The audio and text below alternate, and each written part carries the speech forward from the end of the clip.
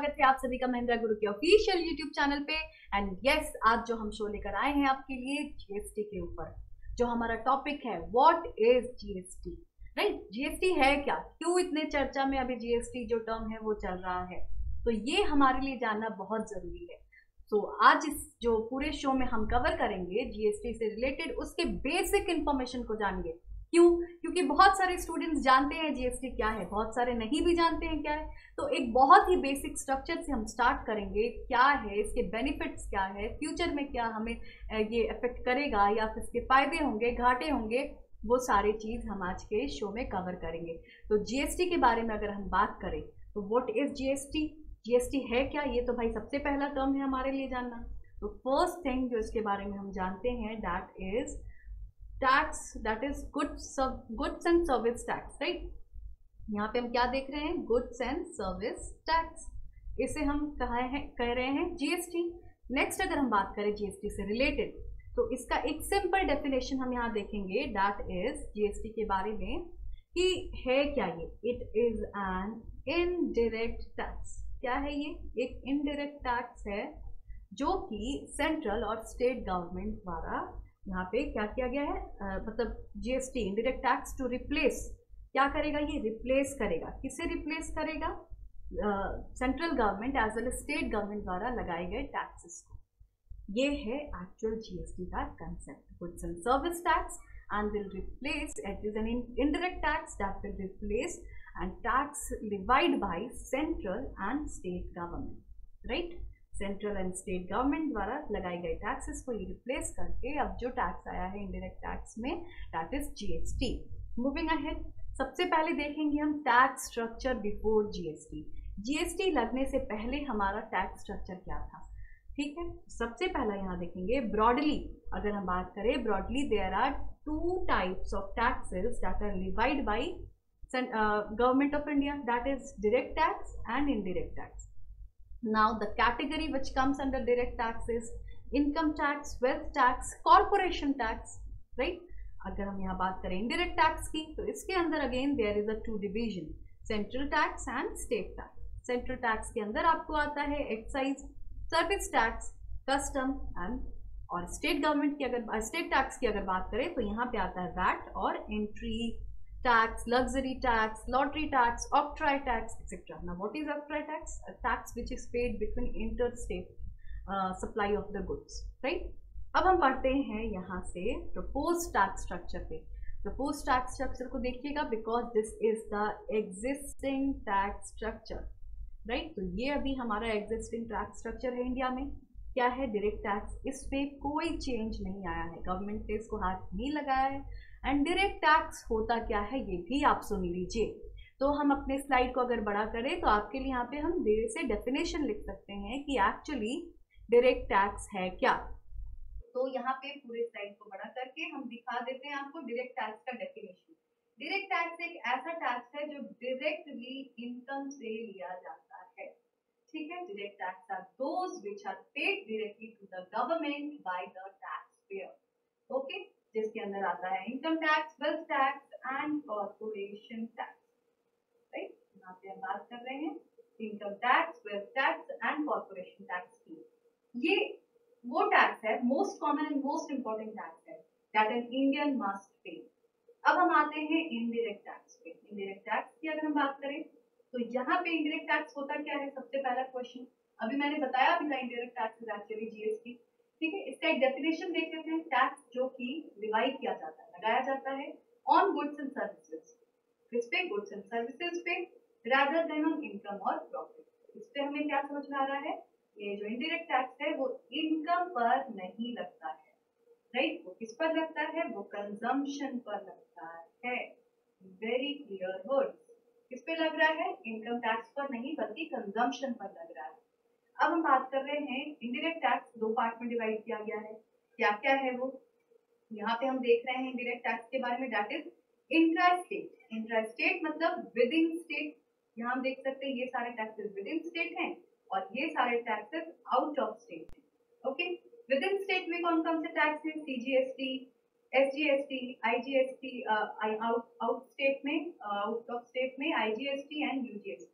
Now what is CGST, ये इसका जो शेयर है वो सेंट्रल गवर्नमेंट लेगा, SGST जो शेयर है वो स्टेट गवर्नमेंट लेगा, IGST is again taken by central government और UGST is also taken by central government। UGST यहाँ पे यूनियन टेरिटरीज की बात कर रही हूँ मैं, ठीक है। तो ये अभी हमारा रीसेंट या फिर एग्जिस्टिंग टैक्स स्ट्रक्चर है इंडिया में।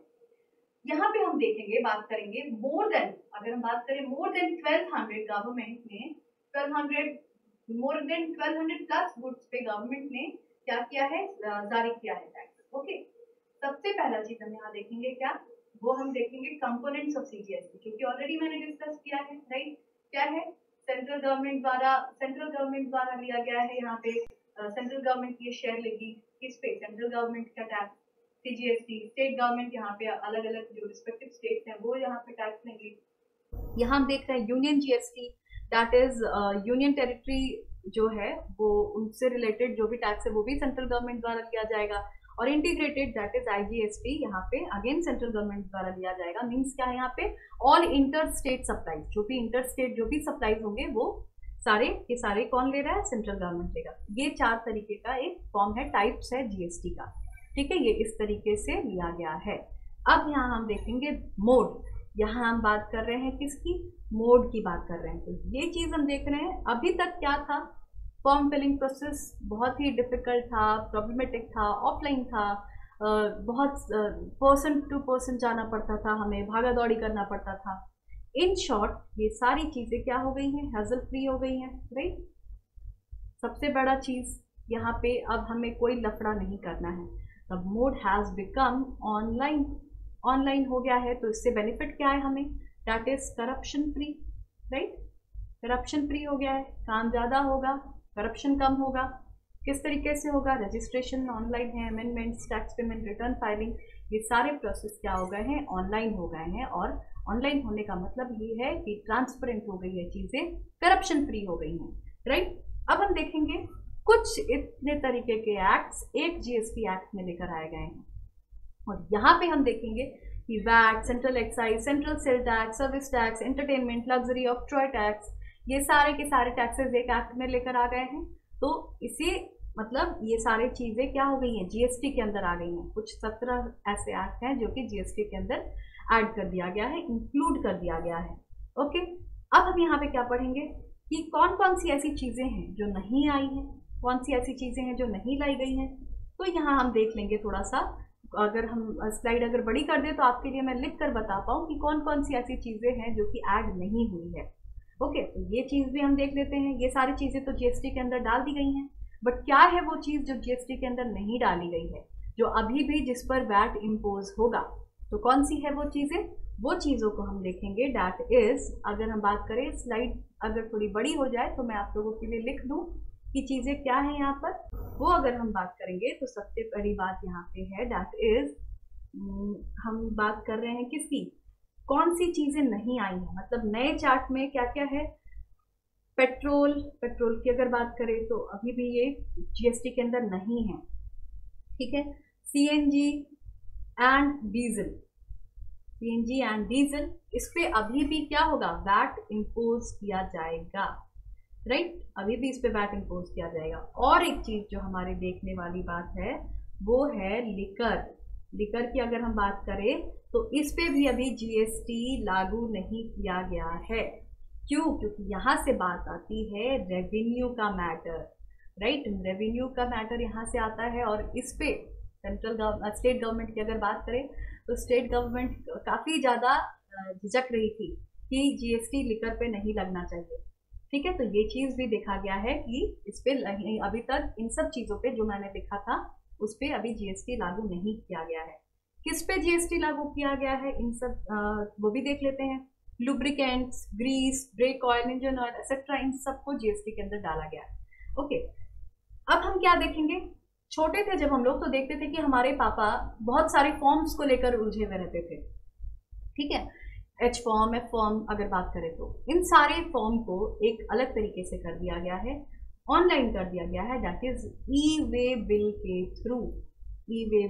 थ्रू। अब क्या होगा, ये जितने भी प्रॉब्लम थे हटकर अब ई-वे बिल के थ्रू लोग अप्लाई करेंगे। सप्लायर हैं जो वो ये ई बिल को जनरेट करेंगे, मतलब अब बीच में कोई मीडिएटर नहीं आएगा। ओके, सो यहाँ हम देख सकते हैं जीएसटी के कुछ स्लैब्स भी हैं, जीएसटी के अंदर कुछ स्लैब्स भी हैं, दैट इज 5%, 15%, 18% और 28%। ये परसेंट के अंदर जो भी गुड्स हैं, जो भी सर्विसेज होंगे वो इसके अंदर लाए जाएंगे।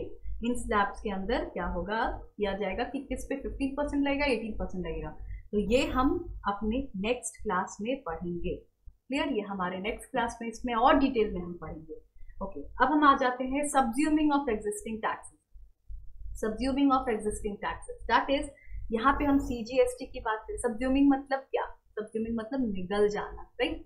तो ये सीजीएसटी की बात करें, एसजीएसटी की बात करें या फिर आईजीएसटी की बात करें, तो ये सब किससे अपने अंदर ले रहे हैं, दैट इज सेंट्रल एक्साइज। ये सारे जो टैक्सेस हैं सीजीएसटी के अंदर आ रहे हैं, एसजीएसटी के अंदर ये सारे टैक्सेस आ रहे हैं, राइट, और आईजीएसटी के अंदर ये सारे टैक्सेस आ रहे हैं। यहाँ से थोड़ा हम एक बार कंसेप्ट अपना क्लियर कर लेते हैं वैट को लेकर। बहुत सारे स्टूडेंट्स कंफ्यूज रहते हैं वैट को लेकर कि वैट है क्या एक्चुअली। तो वैट की अगर हम बात करें, वैट इनकम पे नहीं लगता है, ऑलरेडी मैंने बता दिया है। किस पर लगता है, कंजम्पशन पे लगता है, ठीक है। वैट किस पर लगता है, इनकम पे ना लगकर वैट कंजम्पशन पर लगता है।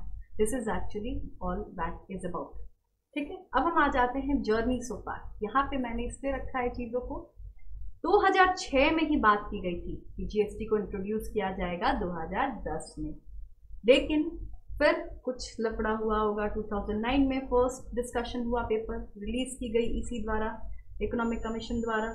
2011 में 158 अमेंडमेंट बिल के थ्रू इंट्रोड्यूस किया गया। अगेन 2013 में 3 कमेटी बैठाई गई, 3 committees constituted by EC and GST network, ठीक है। उसके बाद 2014 में अगेन ये 122nd बिल के थ्रू जीएसटी को इंट्रोड्यूस किया गया लोकसभा में, और वो पास हो गया 2016 में, राइट। और 2017 से वो जुलाई 1 तारीख से लागू होगा, और इसका जो कंपनसेशन बिल्स रिकमेंड किया गया है CGST, SGST, UTGST and IGST. Clear, ये एक अभी तक सिनारियो था जो कि जीएसटी शुरू होने से अभी तक का जीएसटी का एक चार्ट है। अब हम देख रहे हैं understanding CGST, SGST, UTGST, IGST है क्या, कैसे लग रहा है।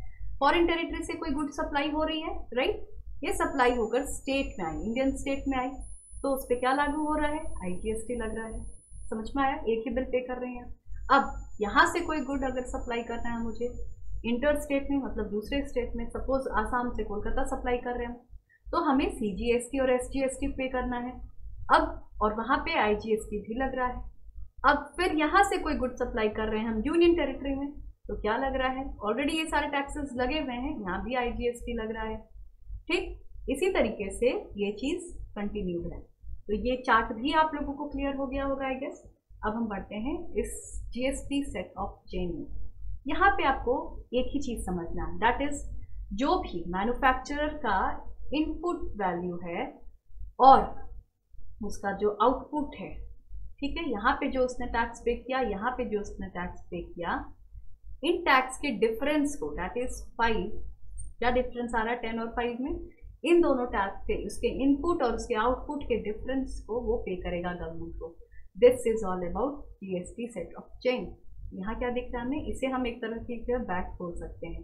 Clear, means input and output, means differences between the input and output of the tax which is being paid by a manufacturer or whoever so उनके डिफरेंस को यहाँ पे हम क्या कर रहे हैं कि डिफरेंस को हम गवर्नमेंट को पे करेंगे। That is the only tax which will be paid by the person, ठीक है। तो इस चीज़ को हम एक बहुत सिंपल टर्म में बोल सकते हैं, क्या, टैक्स, यहाँ लिख देती हूँ मैं, tax collected on selling, tax collected on selling and tax paid on receive, ठीक है, and tax paid on receive on of the raw material, इन सब चीज और इन दोनों के डिफरेंस को कहा गया है सेट ऑफ चेन, ठीक है। इनपुट और आउटपुट के डिफरेंस को वो पे करेंगे।